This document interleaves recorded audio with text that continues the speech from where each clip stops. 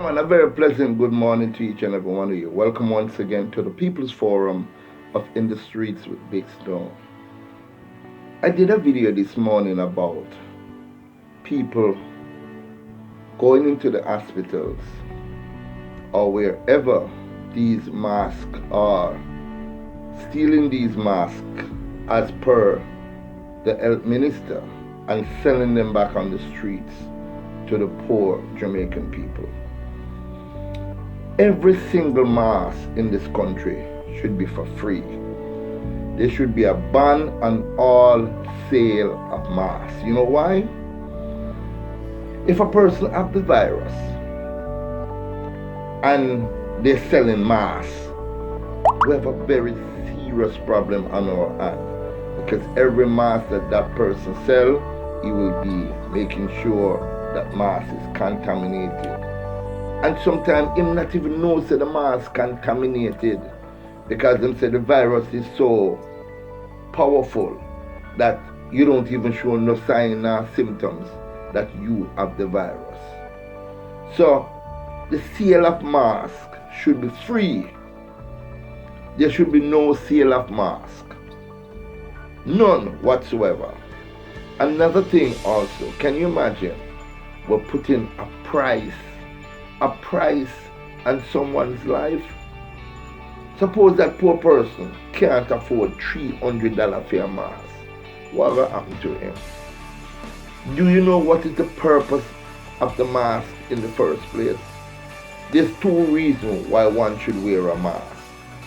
One of the reasons is if you're contaminated with the virus, a mask helps to prevent the spread of the virus. Let me repeat myself. There's two reasons why we should wear a mask.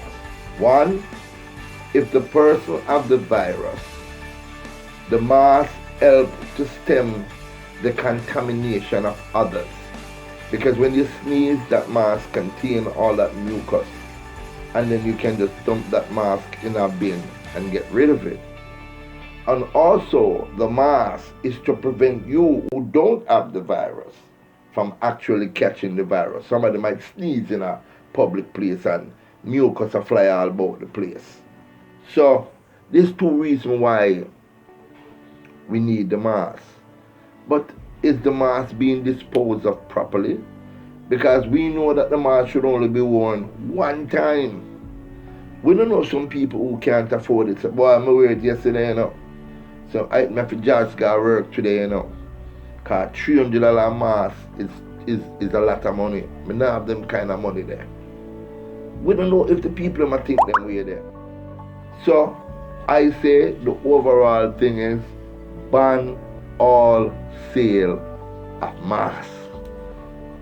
Every mask should be given free to the Jamaican people. As a matter of fact, they owe it to the Jamaican people to make available a certain amount of masks that you will need for the week.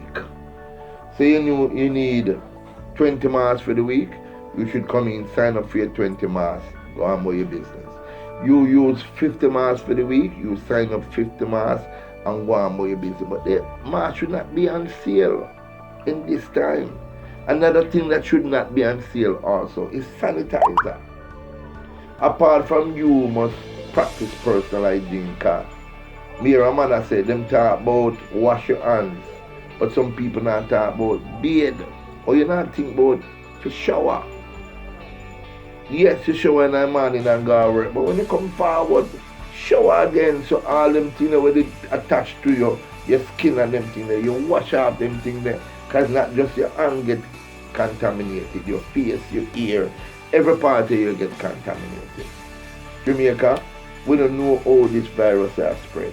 We don't know how this virus around. So it's up to we to take the necessary. Like a man say, boy, I idiot that, you know, how am I do this? The virus not there. Flu kill how much people. Me and some man did some argument, you know. I talk about, boy, the flu kill X amount of people. Yeah, we agree. But guess what? It's our own self prevention. It's better than £1 million a cure. I asked my father the question when I was a little boy. I said, Papa, do you believe in the Almighty God? And you know him look for me, smart as him is. Him say, Claude, it's better to believe in a God and later on find out that that God does not exist than not to believe and later on find out that he does exist. So you see from that day, me believe in the Almighty. Yeah, man.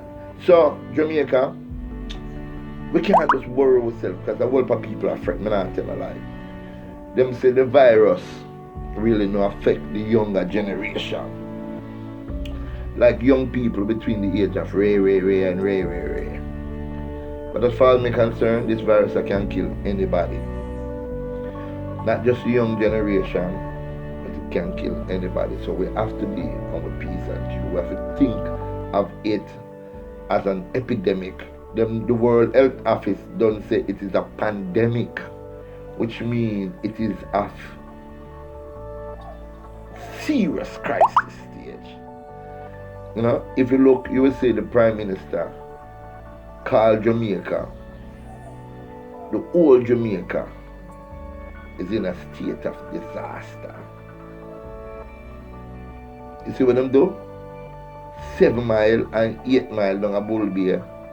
And the lock and key, nobody can go in and nobody can come out.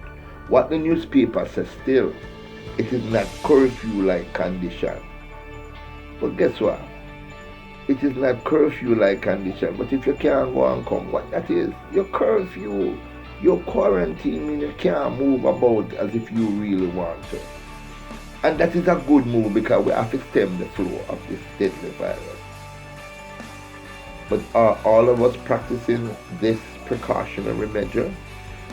Is everybody in Jamaica who sneeze and no one check it out, check out the signs and the symptoms to make sure that nothing now go wrong with your system? Is everybody sure about that?